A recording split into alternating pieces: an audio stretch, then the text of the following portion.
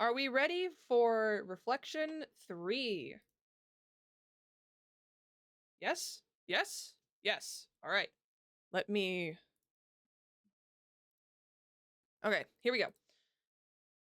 Once again, apologies in advance for my broken French. I do not know how to pronounce things. Anyways, reflection 3, titled Unbirthday. All right, Louise. Ouvre les yeux. A young red-haired princess sits excitedly at a table with her hands over her eyes. She can feel her heart racing as her legs swing under the chair. The moment she hears the voice of her knight, she pulls her palms aside with no hesitation, and a yard-long smile spreads across her face. Before her is a humble red velvet cake, displayed upon a raised white tray. The single-tiered dessert is wrapped with rich vanilla icing, with a few raised dollops seeding strawberry slices. 13 small candles are dotted across the frosted top, illuminating the cake in a warm glow. In the center, the words, "Happy 13th birthday, Louise," are written in swirling red icing. Aside from the princess's chair, there are 2 other seats at the table. A white plush bunny sits atop one, propped up by a cushion so that it too can see the cake. Its fluffy fur is ever so slightly worn from love, and its beady black eyes shine in the light of the candles. A young woman sits in the other chair, the princess's knight.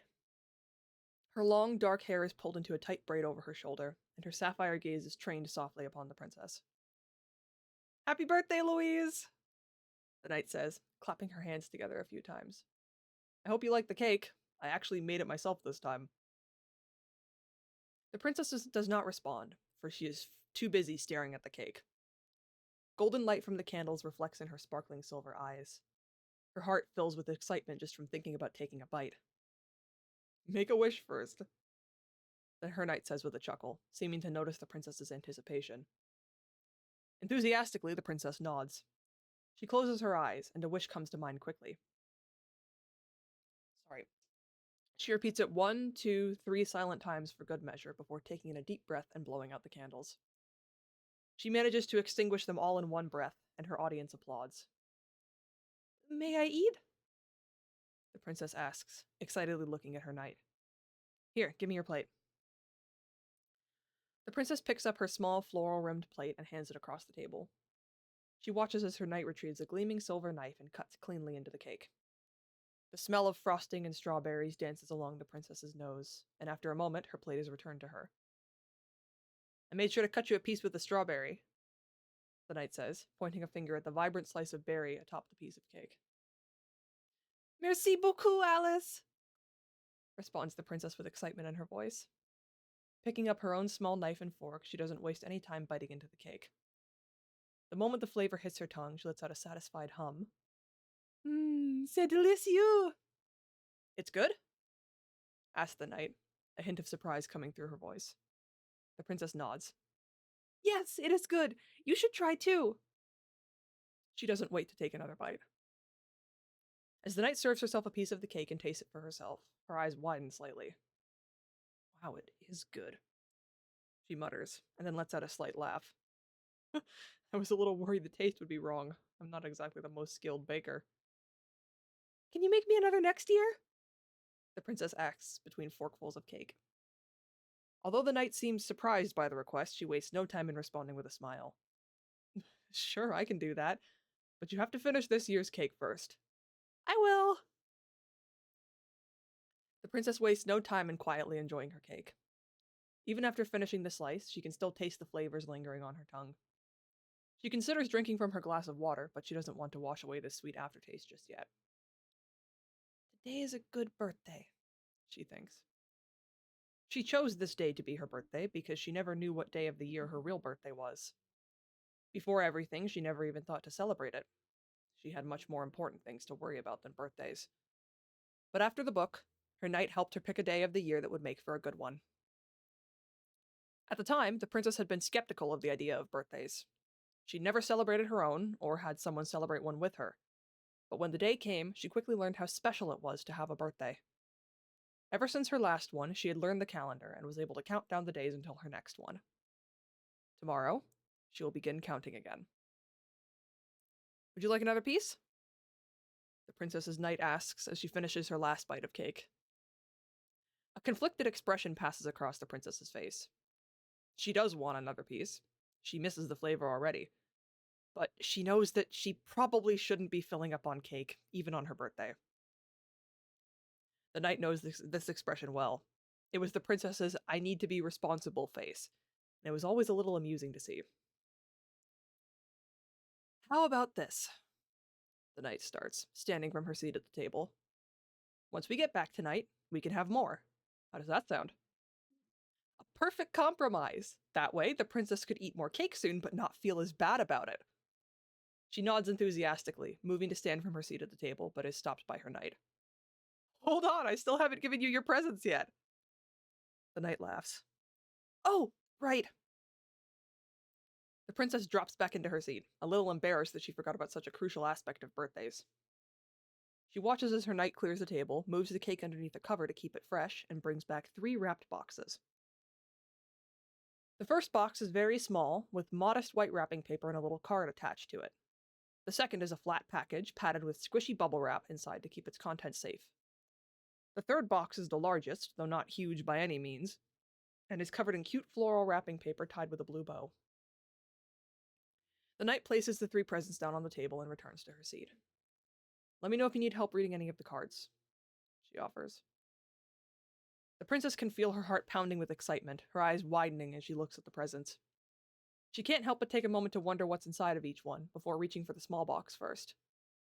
Before opening it, the princess takes a look at the card and tries to read it. Thankfully, the message is short and contains mostly words she's learned. Louise, I saw this in an antique shop and thought of you. Happy birthday. From Greta. What is a antique way? The princess asks, looking at her knight. She knows she probably messed up that pronunciation. It's something very old, but valuable, her knight answers. An antique shop is a place that sells things like that. Oh. The princess nods, though she still doesn't entirely grasp the concept. She carefully pulls away at the paper to reach the white box underneath. As she lifts the lid, it reveals a small, delicate music box. The trinket is made of smooth ceramic, with intricate floral patterns printed onto the surface. On top of the box, a small figurine of 3 dancing rabbits sits, their joyous movements frozen in time. When the princess turns the small crank on the side, a gentle melody begins to resonate from within the box, and the 3 rabbits start to spin slowly. The princess's eyes widen in awe as she watches the rabbits dance, and the music fills her heart with warmth. Although she doesn't know the name of this song, it offers her a strange feeling of nostalgic comfort. I love it, the princess breathes, finally able to tear her eyes away from the ceramic waltz. I love it! Please tell Miss Greta I say thank you! I'll make sure to excuse me. I'll make sure to pass the message along. The knight smiles. She'll be happy to know you liked it. The princess takes a moment longer to admire the box, allowing the song to finish and the rabbit's dance to slow. She's already brainstorming a good place to display the trinket in her room. Part of her wants to turn the crank again, but she knows there are more gifts to appreciate first. Gently, the princess places the music box to the side and reaches for the next present, the thin package. She tears the sticky tape from the top, emptying its contents onto the table. There is a book, some packets of flower seeds, and a card with the birthday cake design printed on its face. Upon opening the card, the princess is met with a wall of words written in swirling cursive.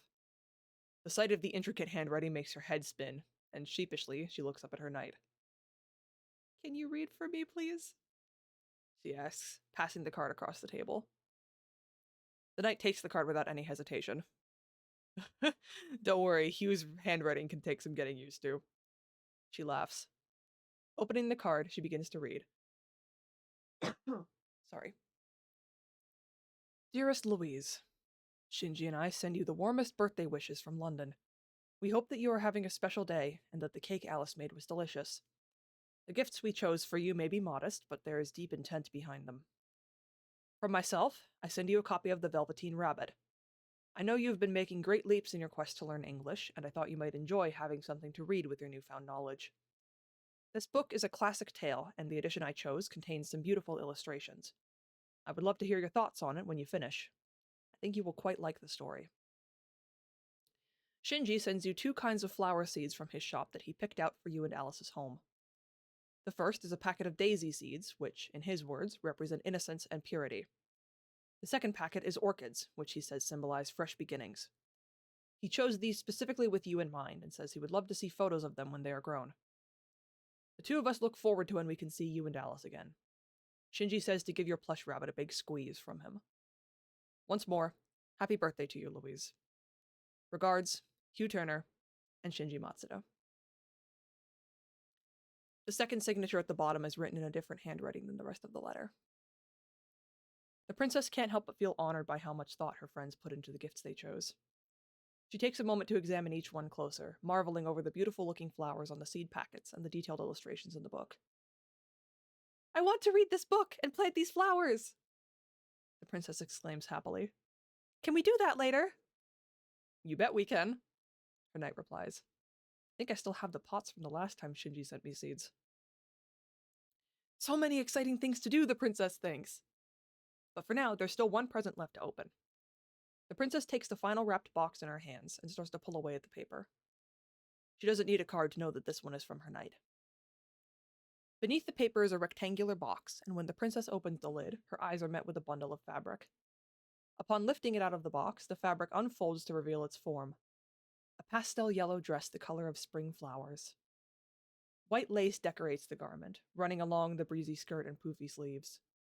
The high collar of the dress buttons down into a square neckline, with more layers of lace beneath it. Truly, it is a dress fit for a princess. Words fail her as she holds the dress up into the air. Never before had the princess held a dress as beautiful as this. And it's even her favorite color. She can already imagine herself wearing it, twirling and curtsying and doing all of the things a princess should. She brings the dress to her chest, hugging it tightly as she clenches her eyes shut. I saw it in a shop window on my way home one day, and it was practically screaming your name, the knight explains, watching the princess's reaction. I really hope I got the right size. Thank you! Interrupts the princess. Thank you! Thank you so much, Alice! I love it! She runs over to her knight, pulling her into as large of an embrace as her small frame can provide. I love it so much! Today's the best birthday! The knight seems startled by the sudden hug, but she doesn't hesitate to return it.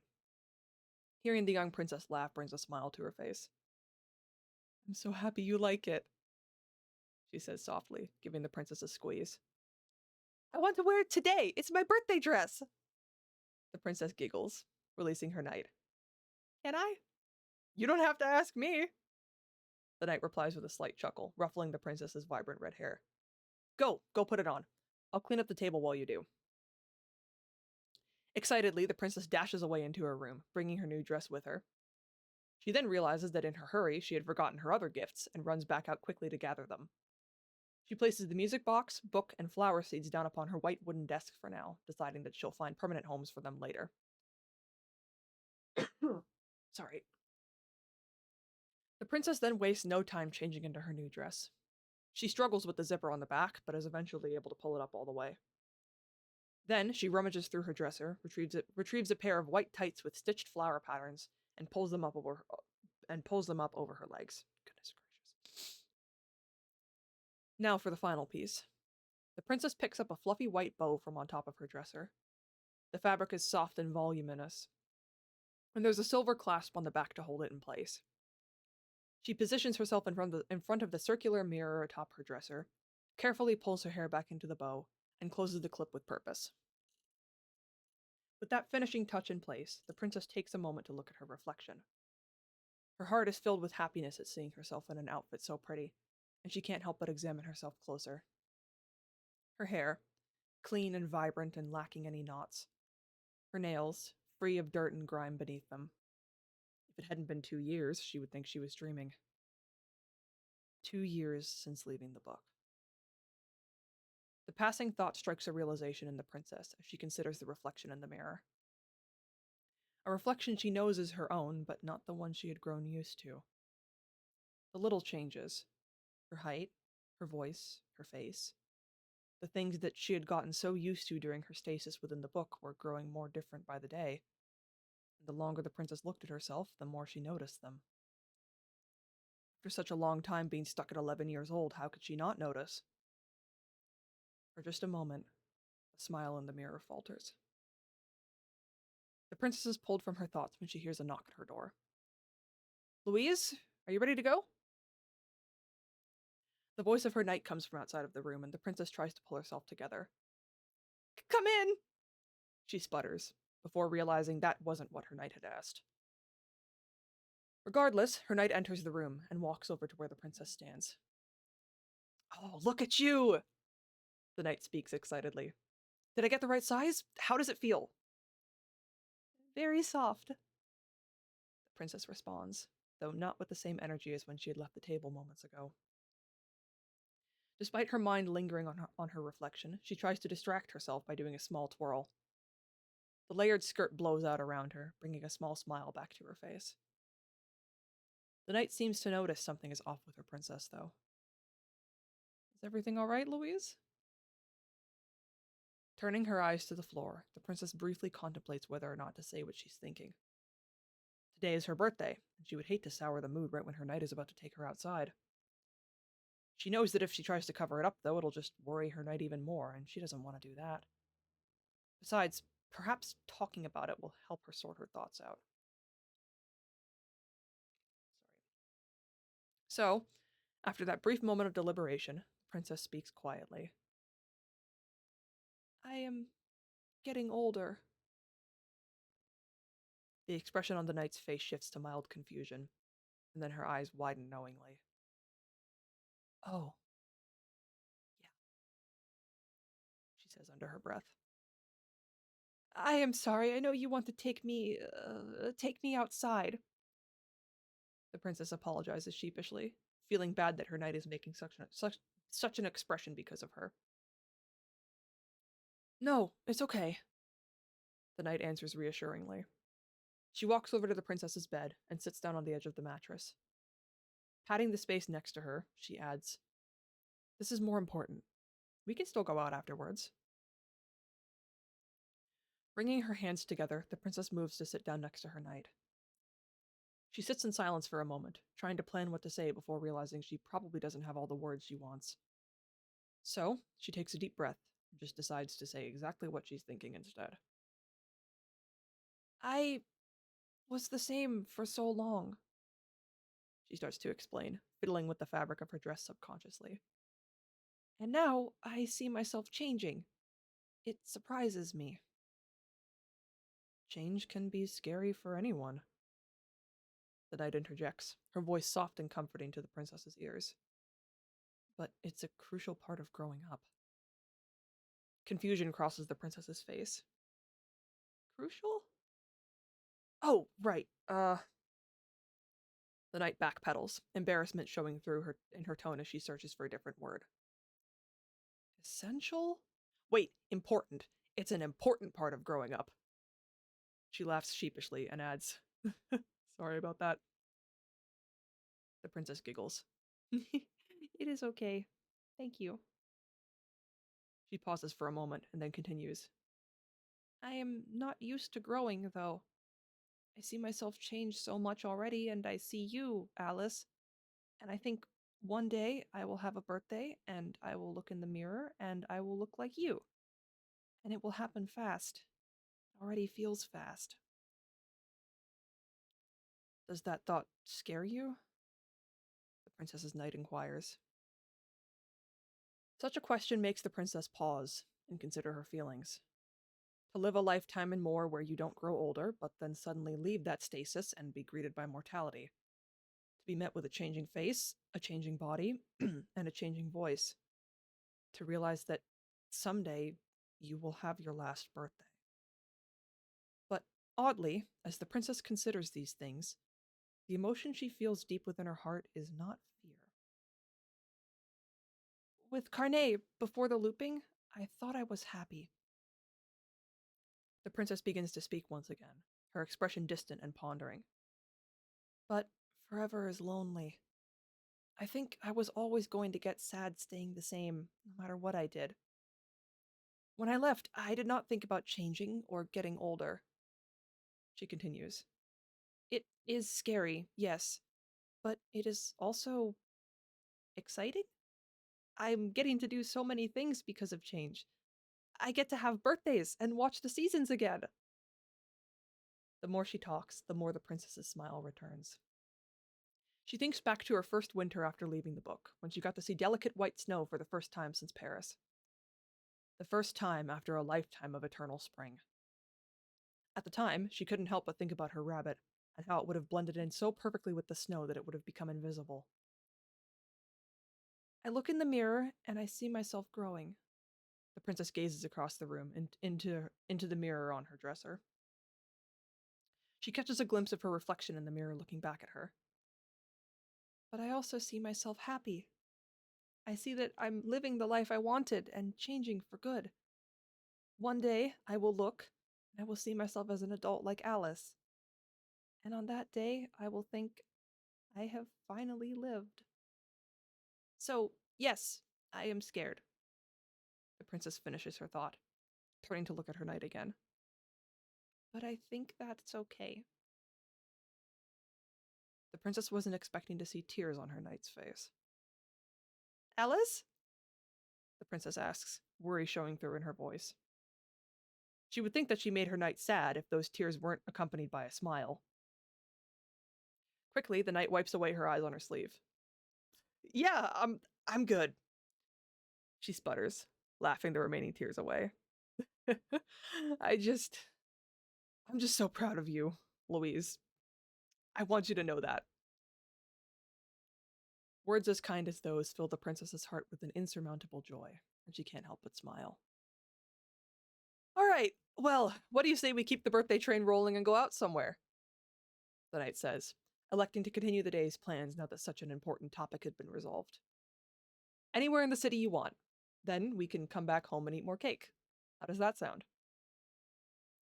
Without hesitation, the princess springs to her feet and asks, Can we go to the carnival?